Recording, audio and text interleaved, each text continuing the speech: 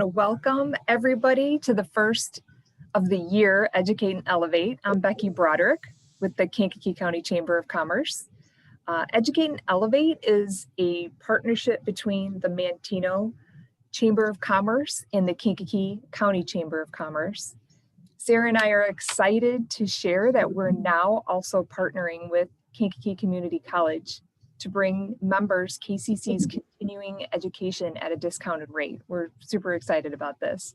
We pulled our memberships this year, and we're definitely listening to you guys. Some of the topics that Sarah and I have pulled out for you guys are networking with ease, effective communication, a drug-free workplace, leveraging LinkedIn, leading people in departments, diversity and inclusion, and an investment in women who lead. And that's just a few of them. I know this is just perfect timing, but in the mail today, yesterday, I got the KCC catalog. So those are just some of the classes that we chose for our members, but it is open. The entire class schedule is open. So you should have gotten that catalog if you're in the county this week. You can visit our chambers, both chambers websites, and look at our event calendars for that registration information for those classes. I'm going to hand it over to Sarah to introduce our exciting speaker for today. Hello, everyone, and welcome. We're really excited to be here. Thank you to Mary for being here, for your support to share this, the new Educate and Elevate program and the partnership. We really appreciate it. Bill, we're super excited to have you here. We are so lucky to have such a top-notch speaker with us today. If you could just hang on one second, I'm going to pull up his bio and kind of share what his background is and why it's great that we've got him here with us. So Bill Guertin is a sales and marketing authority, a keynote speaker at many conferences and trade shows, a certified virtual speaker, and a lifelong resident of Kankakee County.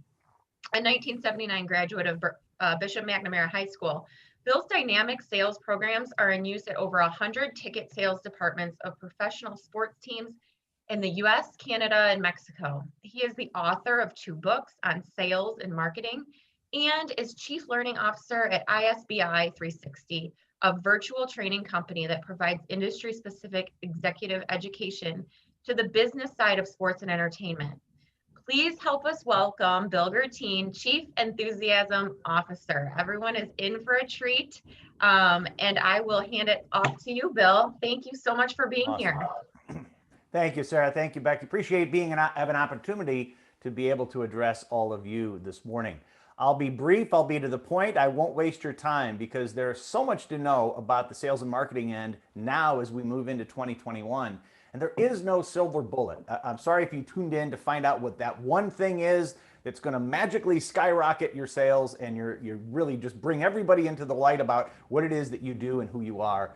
But the cumulative effect of all of the things you do go into what your ultimate result is. We're going to talk about some of the things that are happening right now within that and what you need to be thinking about and doing moving forward. The agenda we have today are really in 3 different segments. We're going to talk about what's new, what's happened in what I call the pandemic adjusted marketplace. We're going to talk about some of the low-cost tools that are out there that are bringing yields that are pretty impressive for small businesses, and that's to grow several different things. Visibility has become more important. We want to grow your share of mind of the consumers in the market that you serve, and then hopefully, ultimately behind that is your share of market. And then look at all the stuff and say, okay, there's a lot here. What should we really do? What's worth doing now as we go forward? One of the challenges when you go to these sessions is that you see 9 things that you want to do and you don't execute on any of them because you're stymied by which one you should do first. But there should be an action step that you should take of 2 or 3 directions that we have at the end of the day. So let's start with the first part, which is the what's new part. What we're finding in terms of emphases in 2021 are the digital visibility and presence that you have in the e-space. It's become far more important. When we were all sitting at home in this pandemic, there was a lot of time that people spent online, and so they discovered many things that were not out there before. And so if your presence wasn't necessarily at its peak at that time, you certainly need to be able to get better at that, because people have become more accustomed to doing things far more online. The reviews that you're getting are more meaningful in decision making now. We're actually going to take those two and we're going to pick those apart and give you specifics on that. But what we are finding in the emphases that are going forward is that through Facebook, TikTok, and many of these other platforms, that there are more live streams and casual video happening today than there used to be in the past. And you should not be afraid of doing video. Even if you don't think you come across really well, that you're very self-conscious, video has become far more of an important media. Over 70% of the traffic that's happening right now in the world in terms of internet traffic is on video. So it's something you need to be a part of as well. Using data and analytics has been far more important. The movements in support of the diversity and inclusion part, knowing that you are socially and culturally competent, and that you're transparent in what it is you do and how you share that in the community has become more important in 2021. We will not get into those specifics, but I think it's important for you to know. And the creativity with regard to joint ventures, with people being able to see how they can help each other in this, that two service businesses might join forces to be able to help one with the other that are non-competing, that there be more online networking groups that you might be able to join and benefit from. And there's been actually online courses created that have been really interesting that have popped up. For example, I don't know if any of you had done this, but when we happen to, happen to know Brock and Amy Morris very well. And Brock, of course, for those who know Brock, is a fairly well-known chef. And so he had done a really fun thing during the pandemic, helping us cook a meal all together. I don't know if any of you had done that. In fact, why don't you go ahead and type in the chat if you participated in Brock Morris's cook, the fettuccine, I think it was chicken fettuccine that we did. And it was really fun. We could ask him questions back and forth, and it was very interactive. And that was one of the things that I thought was one of the more innovative things that I saw during the pandemic. And your business can do something similar. So let's look at some of the things in that top of that list, number 1 and number 2, which is what we're going to talk about today. The mobile first strategy has been around for several years, but if you haven't adopted this, it's something you truly ought to look at going forward. More than 50% of the internet traffic that's happening right now is now e-commerce based from mobile devices, and it's only going to get more prominent in years to come. Almost 80% of smartphone users have bought something, at least one thing, over the last 6 months on their phones. Now, some of you that don't use their phones all that often, you may say, oh my gosh, they really do that on that tiny screen? Yes, they do, because it's with them everywhere. They are engaged with that for several hours a day. And of course, they're going to make purchases from that as long as what you are presenting to them is user-friendly to a smartphone. 40% of shopping that was done on Black Friday, I found this astonishing. 40% of the purchases made on that one day were done on a smartphone. And your customers are more likely to look you up now on your website from their phones than they are from any other device, including laptops and PCs. So if you are not mobile friendly or mobile first, you're probably missing out on some things going forward. Now, one of those ways in which you can be more mobile friendly is using a technology called SMS text messages. And you can get up to 160 characters delivered directly to a customer's phone. And why is this important? All of you that have used text and use it very often, you know how quickly you get to that as soon as you get one. If people jump and find out, oh gosh, I have a text. It's astonishing that over 90% of the texts that are sent today are read within the first 3 minutes. So this is something you really need to pay attention to. You can't just do this willy-nilly though. You have to have customer consent in doing so. And so as you look forward to this, what you have to look into as you develop your strategy is what's called the TCPA. This is the Telephone Consumer Protection Act. So when you do decide to go into SMS text messaging, you have to be sure to get consent from the person that you're sending. You have to mention in that message that you send them your company name. You have to let them know what the proposition was that you had put forth to them to be able to opt in, which would have been a coupon or an offer of some sort. You want to mention how often you're going to send things to them. You can't just say, hey, you're now in my list, and then just send them as many things as you want or as few things as you want. You have to let them know what it is that you intend to do. You have to disclose that maybe there's going to be costs and fees involved. Not everybody has the unlimited plan on Verizon. They may have something that doesn't allow for that, and they have to pay every time that they receive a text message. So you have to give them fair warning that that may happen. And then you have to give them an option to get out. You can't just say, you're mine forever. You have to be able to let them out at some point. And so the message might look something like this, that you would receive as soon as someone opts in. And here are all those 5 bullets that we have to cover for that. So as you see on the screen there, this is a coffee company, Simple Java.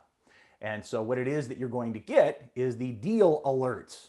So when they have something going on, they're going to send it your way. Remember, you only have 160 characters, so you have to be somewhat concise, and the shorter, the better. Message and data rates may apply. I'm going to send you 1 message per week. So that's what they're telling you here in this text. They are laying out the ground rules for this new relationship that you have cultivated with someone. Reply help, first help, stop to cancel. So you can then, with the text messaging services that are available, this can do some of that media management for you on the back end. We'll talk about some of the companies that are able to do this for you if indeed you want to go to this. So you may ask, well, what would I send on an SMS text messages? Well, you could do discounts and coupons. That's the most prevalent that's being done now to save so much on your next weekday visit. If you have weekends that are just slammed and you want to be able to build up a day of the week that is less busy, you might save 15% on Thursdays if Thursday is your off day. It might be save $30 on your next purchase of $100 or more. So what it does, it acts as a be back for your customer or for your company. So you might have something that's happening right now. One of the cool things about text messages is you can tell people, hey, right now we've got something coming right out of the oven. Punchkis are warm and ready right now. So it might be something that people on an impulse might say, ooh, those would be great. I'm going to get a dozen of those and bring them into the office. So that's something that you might be able to do that's a right away text opportunity. If you have some limited time things, say if you had several cancellations, if you're a massage therapist and you have more openings than you would like, you might text out something, hey, book a massage appointment today for tomorrow, and I'll give it to you for half price. Now, wouldn't suggest everybody go ahead and do that, but that's the sort of thing that you might be able to do to build up some of the things that you're a little lighter on as you go forward. You might have referrals to be able to encourage people to refer you. If you're a workout gym, you might say, hey, do you like working out here? Refer a friend and get a $20 credit or something like that. What sort of other messages might you do?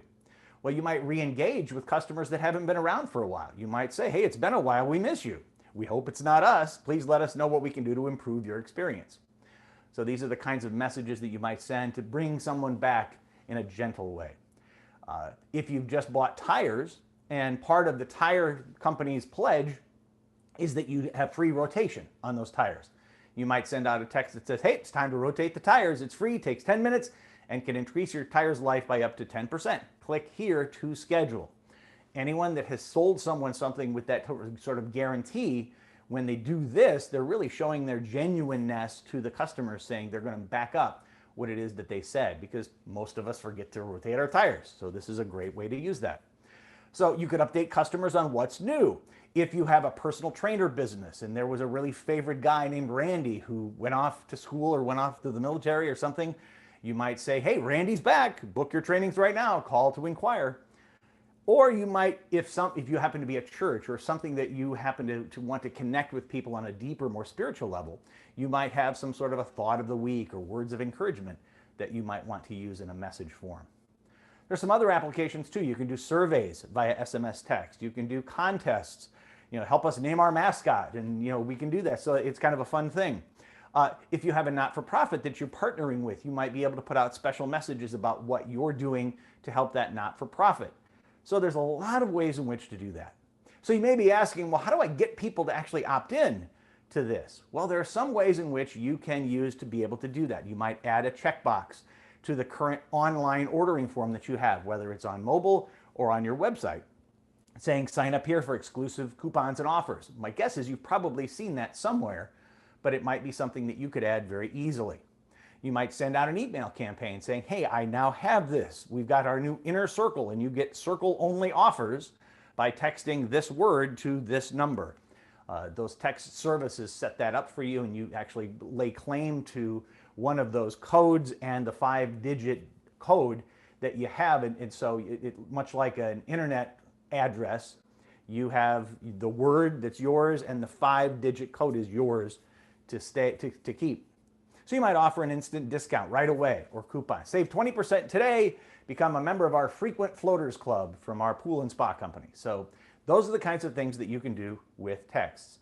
You've obviously seen lots of this. Maybe you hadn't noticed it before, but if you want deals sent right to your phone, this is the kind of advertising that's done to be able to encourage people to give them their addresses or their phone numbers. You know, there's some other ways in which to do that. If you're joining the mobile VIP club, you can get very creative as to what you call this, but you have to incentivize people to do it most often. Now, you might do it very simply saying, hey, text me for the new specials and discounts. This is a sticker that was done in a coffee shop. That's a very clever way in which to let people know that this is going on. Now, they didn't say text coffee to blah, blah, blah to get a free coffee.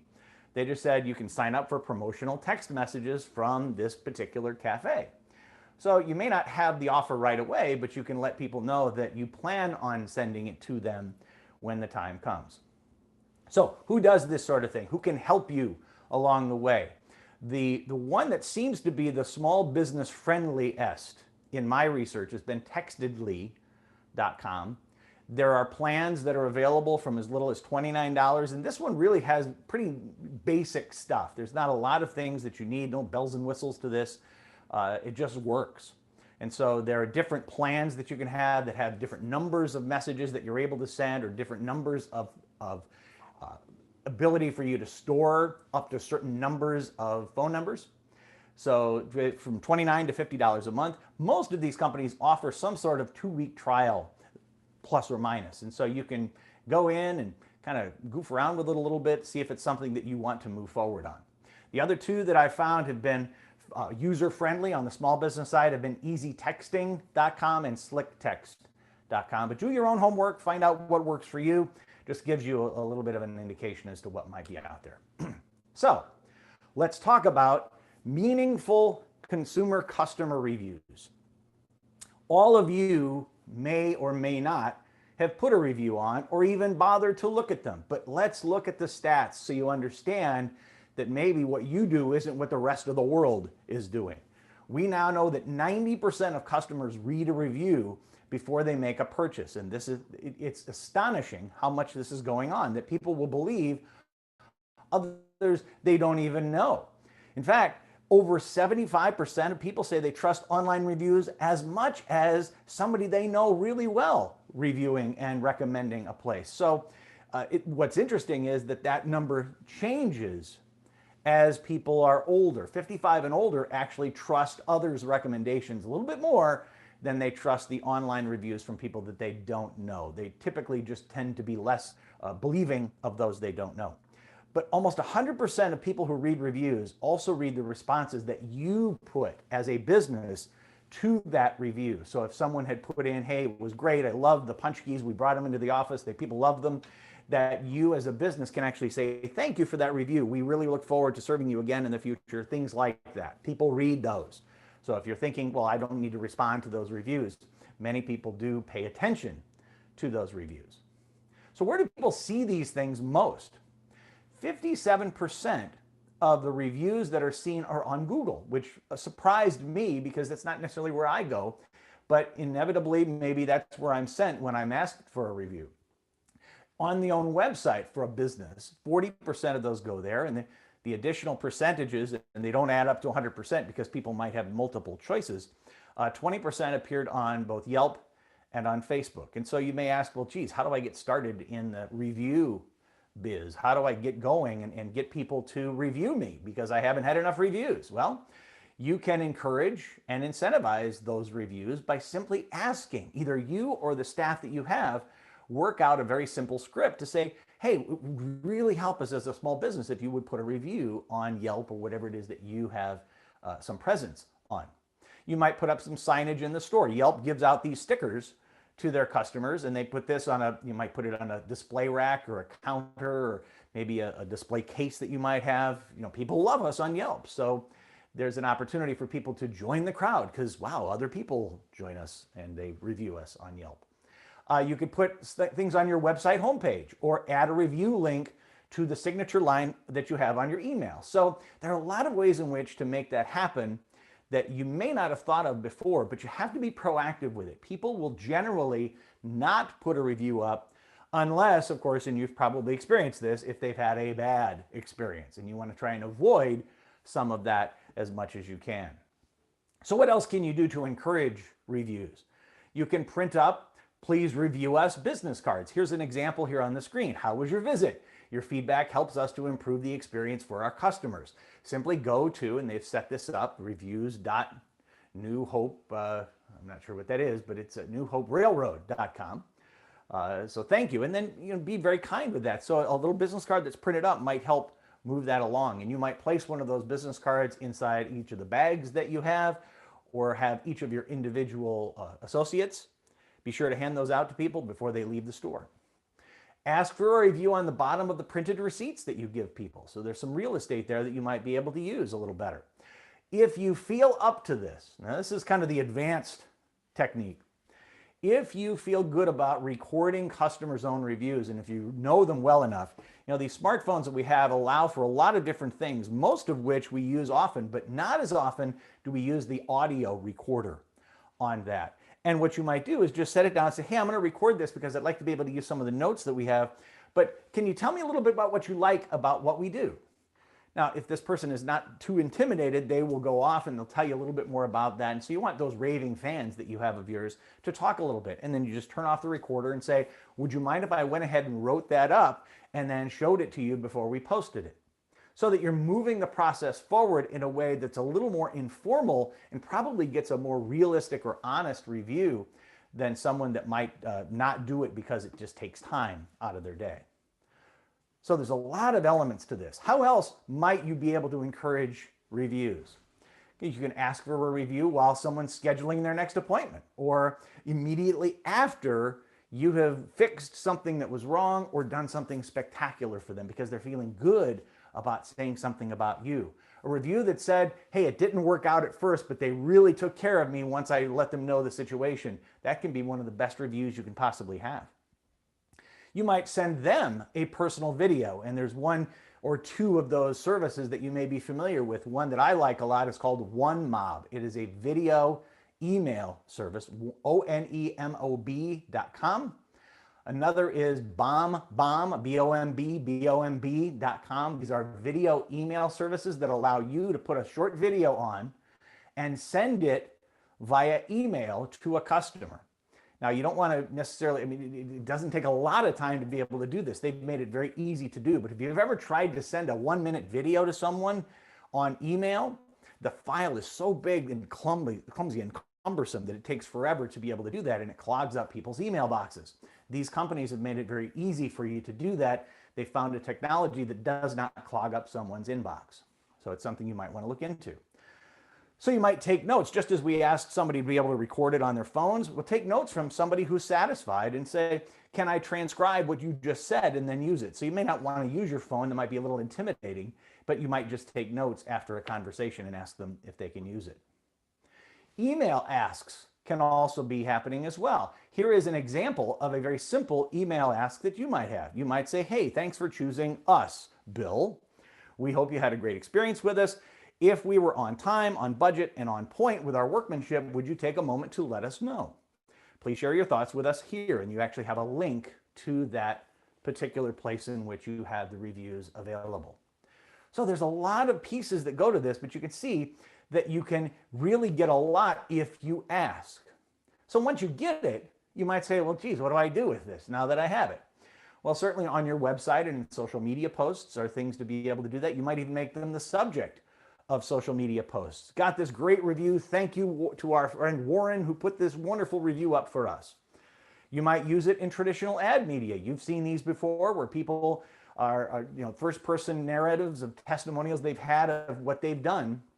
Many times in medical circles, they may say that, certainly like say Cancer Treatment Centers of America or some other place will say, I didn't know where to turn and this was a place that we were able to go. And those sorts of things really work wonders because they feel as though, as a viewer, that they may be in that position someday and they now have somebody that they can trust other than an ad that might be telling them to go because that's in their best interest. When you see a third party talking about it, it isn't in their best interest and it's far more believable. And you might use that in direct mail campaigns as well. So a really important thing I want to mention about the ask, when you do ask for someone, make sure you let your customers know how important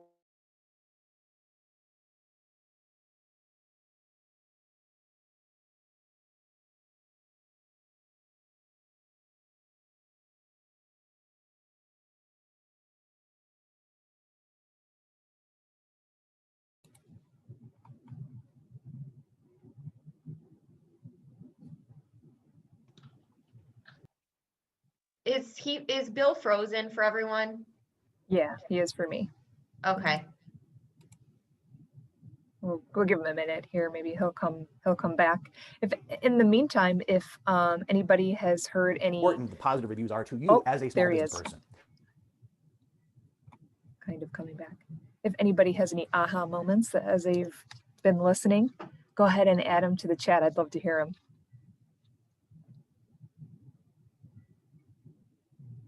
He's not back just yet.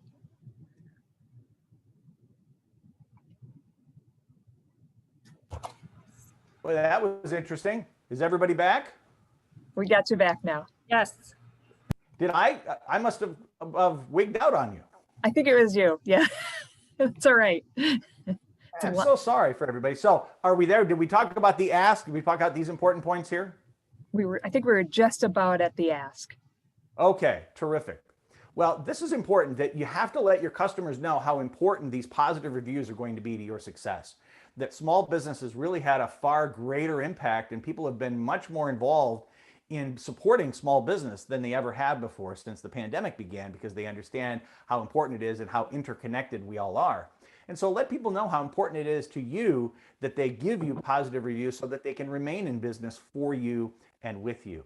And this should not be you as the business owner always doing this. Train your staff to do this as well. Get working with them on the words to use so that they're comfortable in asking appropriately moving forward. So get everybody on the same page, let them know. You may even incentivize your staff for every review they get. They may have a certain credit with business or some sort of spiff that you might be able to work out for them that they would be motivated by. Okay, lots going on. Let's talk about the second element now, and that's the what's working part.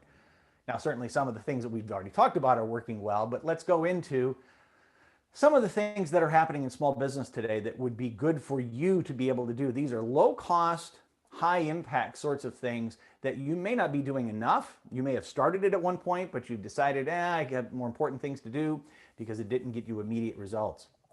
It is important to become known for what you know. And I'll talk about that a little bit more in detail, and as well as talking a little bit more about making better salespeople out of every employee that you have. You should not be the top salesperson, although certainly there's reason for you to believe that you'd be on top of the leaderboard, but you need to be able to deputize those people that work for you to be able to speak on your behalf when you're not there. There's also working in many small businesses, this community of customers. You as the customer base that you have are staunch supporters in varying degrees of who you are and what you do. And you be able to, there are many things happening right now, particularly on social media, to bring those communities of customers together to help one another to be better as a group rather than single individuals. And we might not have a chance to talk about that today, but that might be something you would wish to consider. Good positive LinkedIn profiles, you gotta have one. For personal and for business, make sure that the photo you use is really good. Please don't use that wedding photo from 3 years ago that has a shoulder over here and a shoulder over here in your head just because your hair looked just right that day. Make it a professional shot, please.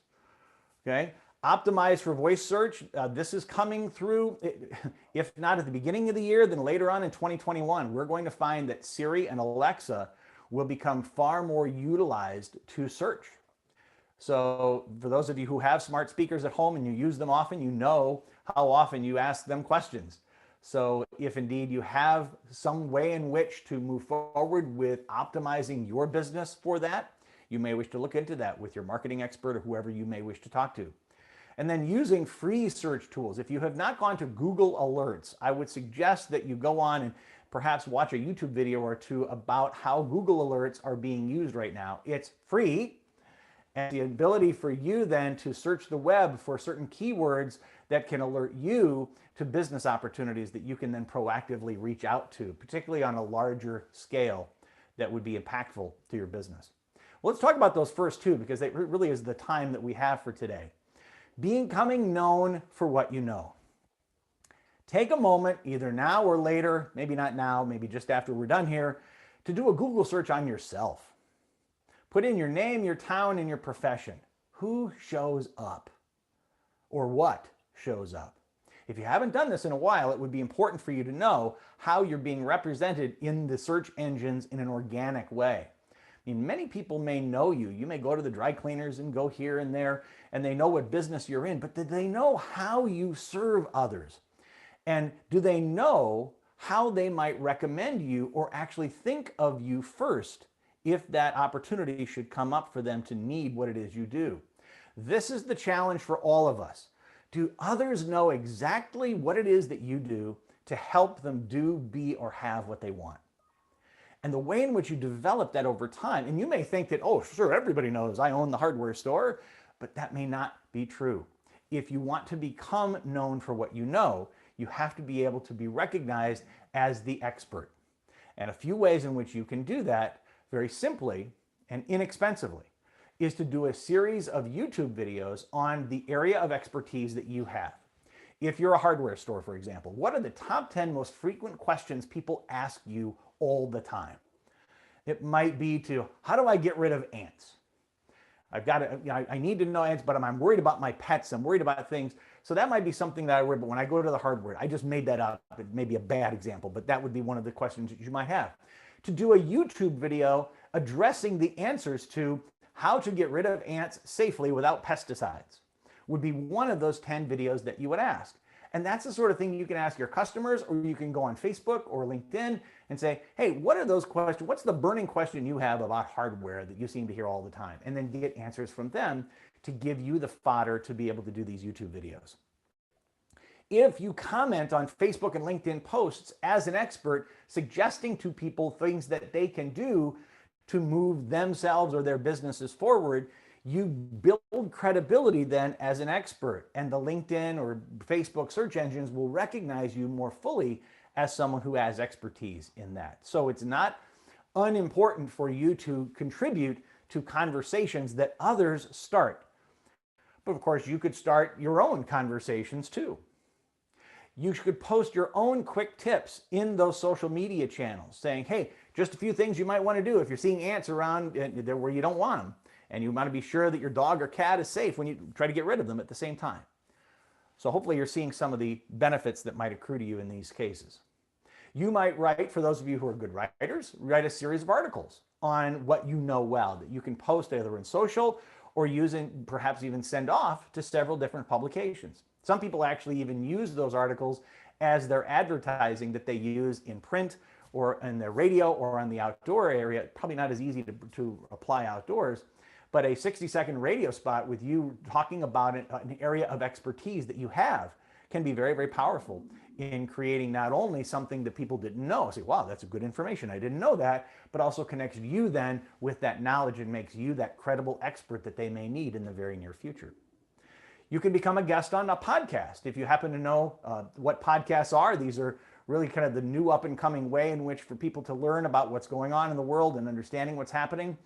It's like a recorded radio show most often. Sometimes it has video, but most often it's listened to in the car or on the go when somebody's working out. And there are millions of options to be able to listen to podcasts. If you have not been a guest on a podcast, you might wish to reach out to a few of those that relate to what it is that you do and ask if you can be a guest on their program. If you enjoy speaking, you might speak locally at the Kiwanis and Rotary and many of the other people that have regular guests. It's not hard these days. You just have to get the Zoom link because that's what they're doing in terms of live. So you can go ahead and be wherever you are to show your expertise that way. Or if you're really ambitious, you can start a podcast of your own. Now, I have started one for my company, ISBI, because I have some radio background. For those of you who don't know, I was sales manager at WKN for many years, actually started my career at 99.9 here in town, so I have some of that radio stuff in my bones, but you may not have that with you. But if you have that bent to be able to start a podcast, I would be happy to talk to anyone that has an interest in that, and I can show you some of the pitfalls and some of the things to avoid, because I've probably made every mistake possible in my podcast, and I think I'm up to 18 or 19. My podcast, just for FYI, happens to be specific to the C-suite executives of professional sports teams, the directors of sales, VPs of marketing, the CEO of a sports team. And that's my niche within the company that I have with my partners. And so I'm up to 18 or 19 of those podcasts, and I'm getting better, but it does take some time, and the editing and some of the other things that go along with it, I'd be glad to talk to somebody about. So what do people need to know? You know, as we look forward to having everyone on your staff being a little better salesperson, because you as the owner are probably the one who's the very best at selling you, of course, or what it is that you provide. Now, how do you empower others to be able to do that? You've got to be able to ask great questions. And the questions that they would ask would be relative to your business. So we're not going to go through those here. But the other things to have your people know is how to listen long enough to figure out how someone can be helped. Don't assume that you know exactly what they need after the first 10 words. Oh, I know exactly what you need. Well, you may need a little more time to ask a few things. Your people need to know how to make suggestions that are potential solutions to the situations without being pushy or too forward.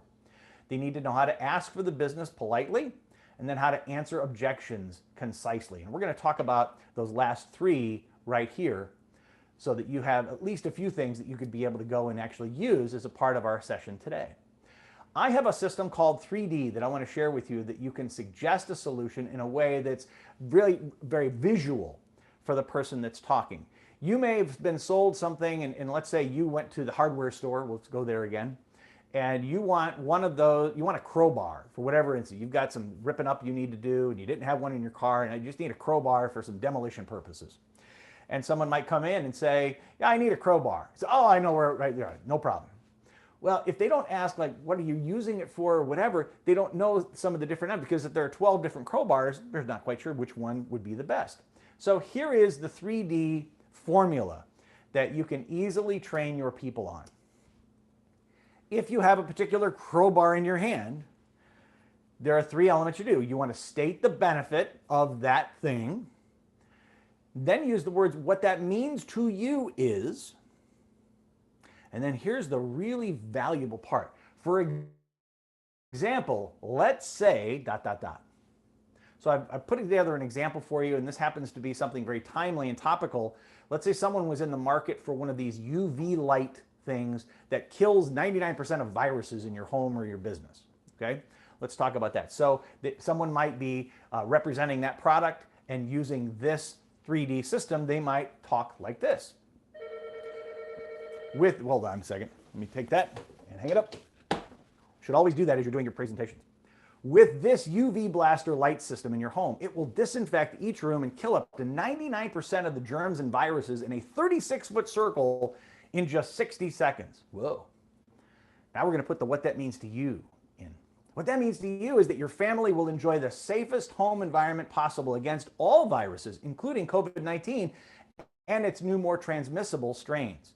Now here's where we're really going to town. For example, let's say Bryson's doing all he can to stay safe in school, but you're not sure about the others around him. All you need to do is use the UV blaster each night, and you can rest easy knowing that even if he brought it home accidentally, it's been eliminated from the air in your home. So you're painting this picture so that people can feel as though, wow, I understand, because I now feel as though I'm a part of this solution. So once you get this formula down, this is a very powerful way in which to empower your staff, or even you yourself, to show people visually in their minds what it would be like to own or to be a part of your product or service. Hope you find that valuable, and I hope you can apply that right away. So how to close without really feeling slimy. Of course, you don't want to have people come across as a salesperson, but then people just don't react the way you want them to. It seems like it's a perfect fit, but then people put you off and they don't decide.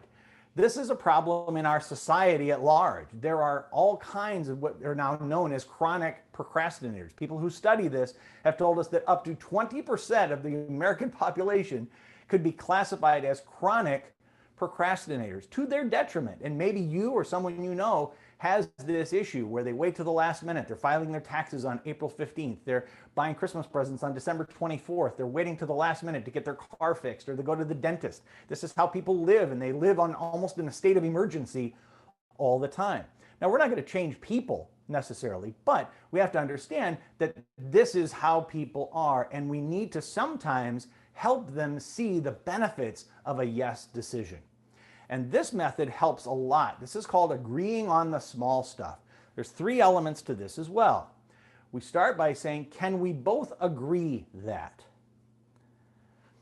The second part is, well, if we can agree on that, can we also agree that? And you put in something there. And these 2 elements are things that are very easily said yes to. And I'm going to share with you some examples so you understand. And then the third thing is, well, okay, then, knowing that, why don't we just go ahead? So let me share with you a few examples so that you kind of see how it works. Can we both agree that the color is what you're looking for? For those who sell paint or you're involved in home decorating, sometimes this can be maddening where people just can't decide which color. Can we both agree that your building really needs an ADA accessible ramp to be built? Can we both agree that this is the technology that your home office has asked you to get? So once you decide, yes, it is, or that, it may be very easy for them to say yes, step 2 then, well, if we can agree on that, can we also agree that the 0% financing will save you another $3,500 and that you probably won't find that anywhere else? Or if we can agree on that, can we also agree that the potential fines could be way more expensive than what it costs to build the ramp? Or can we also agree that the local support we offer is important to you? So these, again, are questions that would be easily said yes to, and that's what we're looking for. And of course, you would have been dealing with this client for a certain number of minutes to learn all of this stuff prior to incorporating this technique. And then step 3 is the trial close. Well, okay, then knowing that, why don't we just do the deal and put the plates on it so you can drive it home tonight? Okay, then knowing that, why don't we just schedule my crew to start on Monday morning and we'll be done by 5 o'clock? Okay, well, knowing that, why don't we just get the PO started on your end and I can get the equipment ordered? If you see the power in this, you understand that sometimes people just need to be broken down a little bit more in logical fashion, that it makes sense to do something versus doing nothing. That moving forward is actually less risky than they had thought originally, and actually less risky than saying, I need to think about it, because that's usually one of the biggest complaints we have. So if we had to put this all together, if you were selling a fitness program for someone, you might work it this way. Can we both agree that this fitness plan is exactly what you need to get into the shape you want to be for your wedding? Can we also agree that you do have the support and encouragement at home to be able to be here each week? Okay then, knowing that, let's make your dream wedding happen and transform you into the bride you want to see in the mirror 6 months from now. How soon would you like to start? So you see where we're headed with this. We're allowing the vision to take over and be more compelling than saying, I'll think about it. This can be taught, and once you get this down, can we both agree? Can we both also agree? This can be a very powerful tool to be able to use going forward. Now, answering objections is one of the other things that we have to worry about as we put our staff in front of people, because most people are very non-combative. They will just let things go. They will say, well, they just didn't want it. But if we answer objections proactively and be okay with having some, not conflict, but having some differences of opinion as to whether or not it's a good idea to go forward, then we can be better suited to be able to help them see the value of going forward. And one of the things that I train very often with many of the reps that I work with on a regular basis is to say thank you first. It actually throws people off. If you're telling them why you're not buying, saying thank you is almost a huh in people's heads. And it allows you then to allow for a different thought, one that they hadn't considered before, and put an entirely different light on the situation. So you can start by one of these 5 that we have on the screen here. Thank you for sharing that. I appreciate you letting me know that. Thank you for that insight. That's good for me to know. Or my favorite, I'm glad you brought that up. But then we go from this. And a common objection we might hear, and this is almost universal to any business, large, small, whatever, is it's not in the budget. I always wonder what budget they mean, but we're going to get to that. So you might be able to approach it this way. Well, gosh, I can appreciate that. Notice I started by saying, thank you, I appreciate it. Can I ask which budget you mean? And then we delve into a little bit more about what it is they were really looking for. Well, it's not in the budget. Well, thanks for letting me know. Most of the time, companies don't budget for this, but they do have budgets in place for things like employee rewards or staff retention, HR, recruiting, marketing, sales incentives, or customer retention. How could we tap into those budgets? So we talk a little bit more about where this thing might come from budget-wise. That's not in the budget. You know, I appreciate you bringing that up. So if the budgets were being done today and you were making the call, is this the kind of thing that you'd see value in yourself? I mean, how would you see using it? So you have this getting their mind, really finding out what's in their own heart and mind about the decision and kind of removing that shield of the budget for just a moment. Well, thanks for that insight. If you're up for it, I've heard of a few ways that other companies have found budget for it. Do you have a discretionary fund or a slush fund for good ideas? How about a program that was in your budget that didn't work out? Are there funds from that program that we could apply somewhere else? So we're exploring ways in which to get around this budget issue and doing it effectively. It's not in the budget. Oh, I understand. You know, I've learned over time that most companies that have budgets can usually flex when a good idea comes along. They just have to prove that there's value there as an investment. I know if we apply it this way, it can help reduce some of those high costs that you're experiencing now, like A, B, and C. If we could show that kind of value, how do you think your boss would respond? So these are ways in which to help someone say yes to you. So the real question now, as you look at all of these options that you have, is what's worth doing now?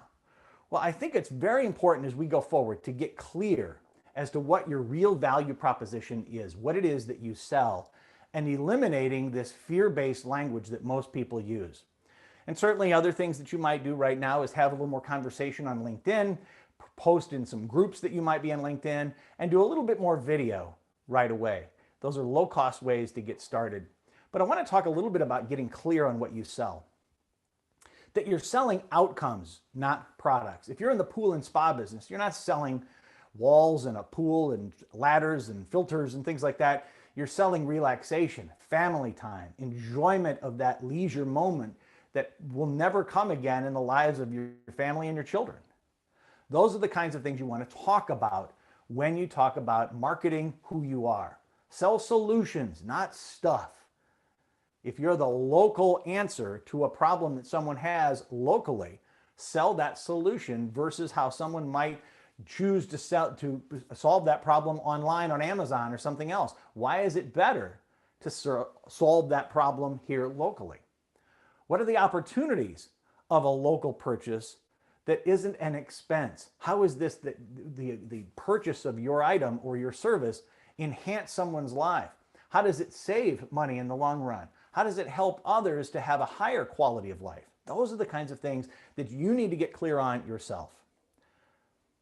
The value proposition you bring, the definition is a clear statement of the tangible results and outcomes that you bring to your clients every day. Now, in some cases, it might not be tangible. It may be the feel good that you get from benefiting and helping others survive and thrive. It may be the allowance for your children to feel more like home is really where they want to be. Whatever that happens to be, it is a result that's easily stated. And so you might have a chance to get together with your staff, and this would be a great exercise for you to have. Get together with the people you have and ask them, what do you think our value proposition is for the people that we talk to? And see what they come up with. eliminating fear-based language is the last thing I'd like to leave with you, because the way in which you speak may be killing your sales and you don't even know it. The words that stall happen to be very commonly used in selling conversations, and you may be shooting yourself in the foot by using the wrong words or set of words. See if this looks familiar to any of you. I just wanted to, or hopefully I'm not bothering you. I kind of have what you may need. Love to possibly work with you at your first convenience.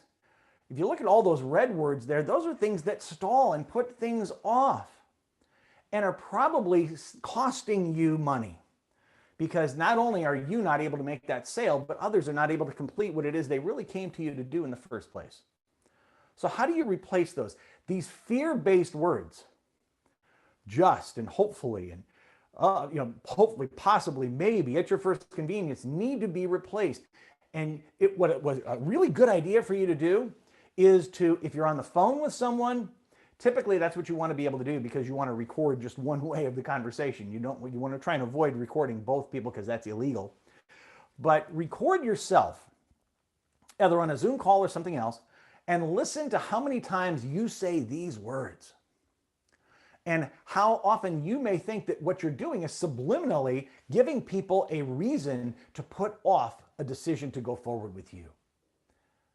If you have an overabundance of these in your language, it may be time for you to reevaluate. And what I would suggest is, if you're calling people on a regular basis, turn on the recorder, your voice recorder on your phone, and just set it down right next to you here, and let it record for 15 or 20 minutes.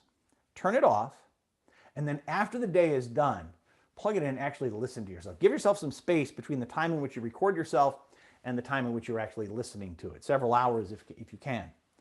But then listen to the way in which you sound versus the way you think you sound. This is the best training tool I can suggest to anybody. You think you sound one way, you think you're great, you think you never ever use the word and then you listen to yourself. And you find out, geez, who is that person? I don't have any energy at all.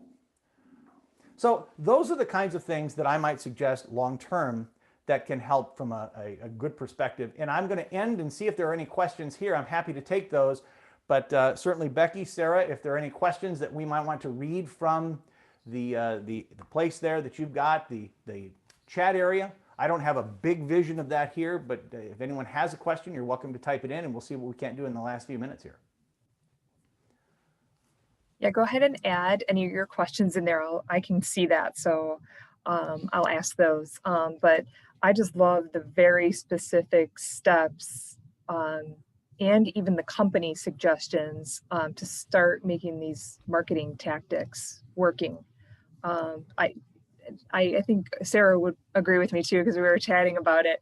The fear-based stalling words were probably the biggest aha moment for me.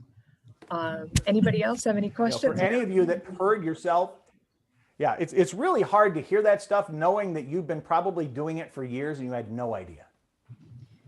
Bill, yeah. I want to say, I use those words quite a bit just because I don't want to sound forceful or overbearing with what I'm trying to get across.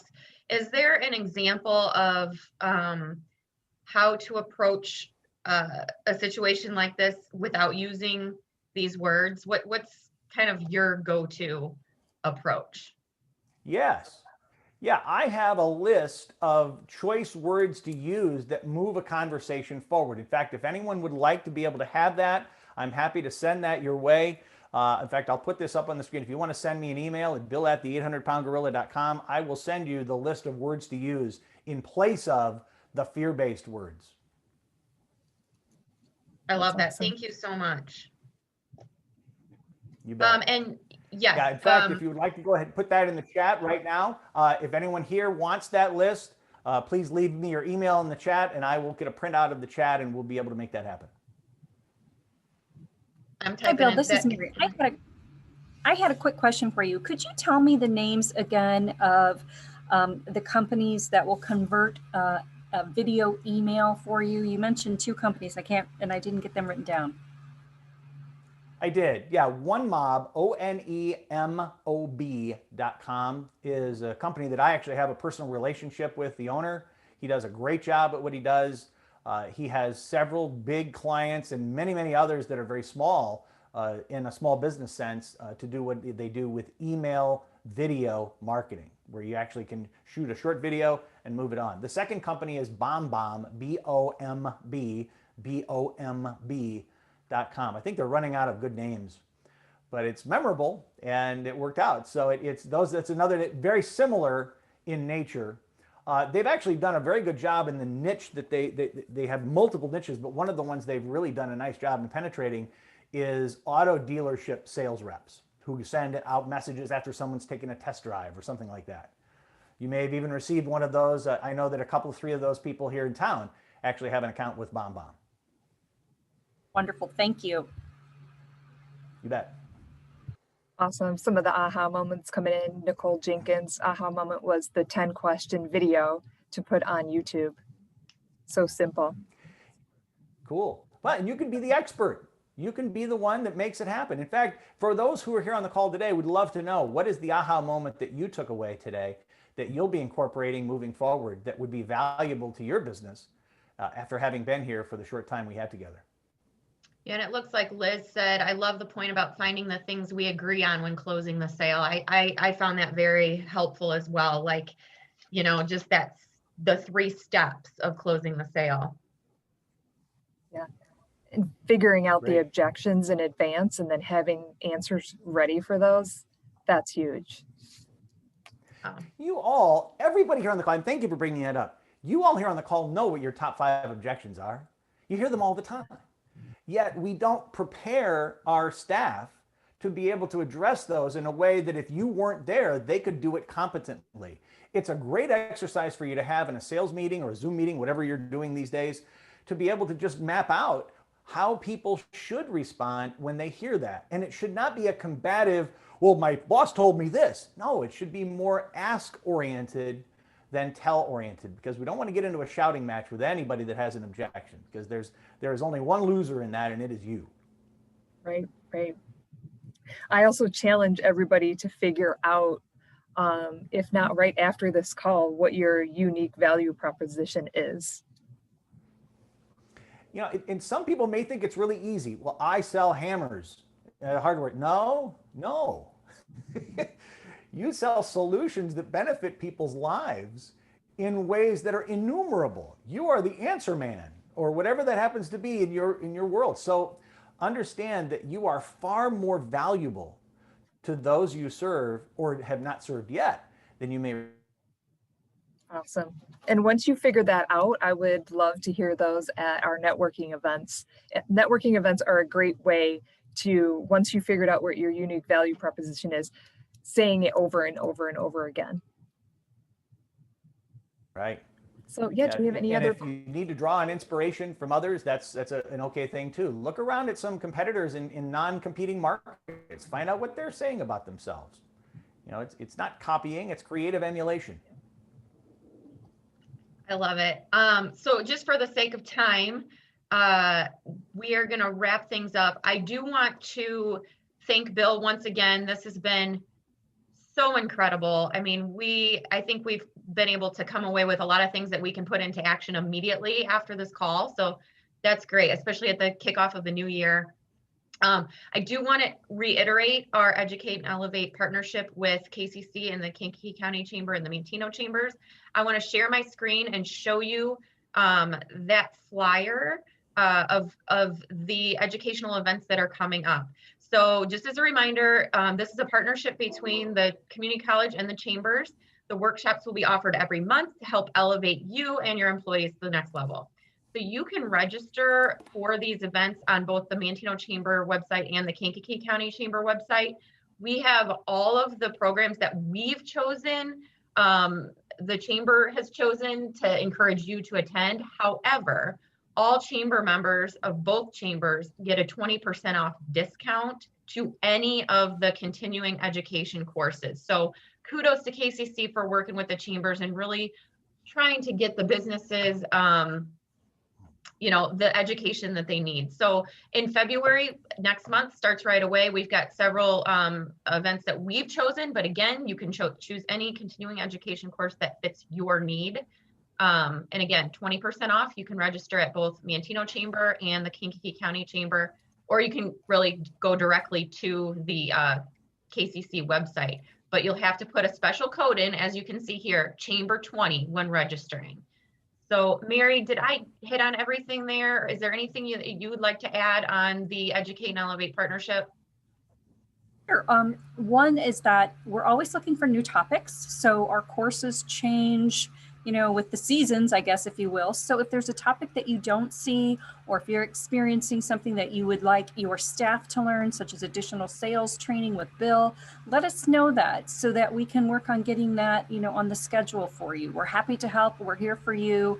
Once, your staff and your team members improve, the whole community improves. So we're looking forward to working with you in 2021. Thanks, Mary. We're super excited to partner with you this year too. And remember, everybody, you can find Bill at the800poundgorilla.com. Everyone have a great day. Thank you so much. And yeah, I hope this has been super helpful to you. And thanks again, Bill. You're very welcome. Thank you again. I hope everybody puts it to good use. Thank you. Thank you.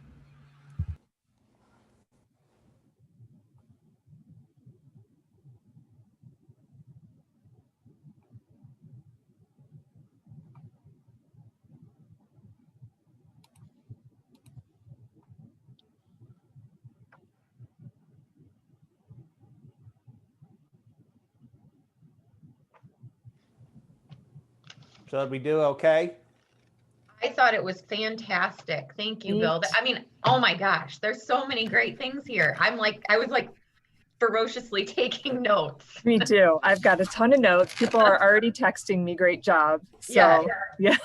It was really good, Bill. And I was really happy about when you're talking about the use of testimonials. I'm a big believer in testimonials. And before I buy anything, I always look online and see what the testimonials were about the product. So we started putting testimonials on the front page of our course catalog and put them throughout the course catalog of community members who have participated in some of our classes and what they've said. So I'm hoping that that will help people in their purchasing decisions.